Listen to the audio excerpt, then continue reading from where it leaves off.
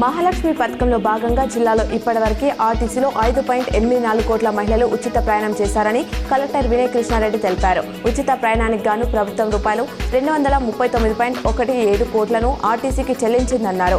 మంత్రి పొన్నం ప్రభాకర్ ఆదేశాల మేరకు బుధవారం జిల్లా కేంద్రంలోని బస్టాండ్లో సంబరాలు నిర్వహిస్తున్నామన్నారు. 2023 నుంచి ప్రభుత్వం ఆర్టీసీ బస్సులో మహిళలకు ఉచిత ప్రయాణ వసతి కల్పిస్తున్న విషయం తెలిసిందే.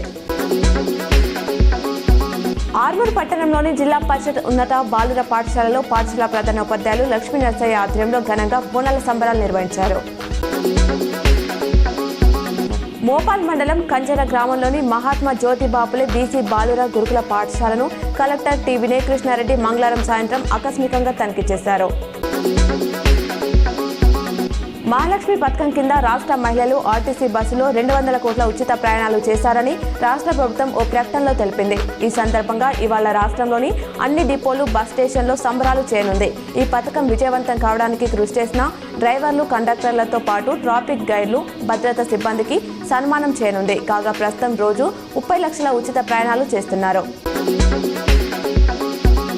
రాష్ట్రంలో ఇవాళ కూడా అతి భారీ వర్షాలు కొనసాగే అవకాశం ఉందని హైదరాబాద్ వాతావరణ కేంద్రం తెలిపింది. ఆదిలాబాద్, ఆసిఫాబాద్, మంచిర్యాల, భూపాలపల్లి, ములుగు, కొత్తగూడెం జిల్లాలకు ఆరెంజ్ అలర్ట్ జారీ చేసింది. మిగిలిన జిల్లాలో భారీ వానలు పడే ఛాన్స్ ఉందని పేర్కొంది. అటు ఇప్పటికే ములుగు, వరంగల్, బెల్ట్, హైదరాబాద్ చుట్టుపక్కల జిల్లాలో కుండపోత వానలు పడుతున్నాయి. ప్రజలు అప్రమత్తంగా ఉండాలని అధికారులు సూచిస్తున్నారు. ఆర్మూర్ పట్టణంలోని 25 మరియు 36వ వార్డులలో మున్సిపల్ అధికారులు ఘన వ్యర్థాలపై అవగాహన సదస్సు నిర్వహించారు.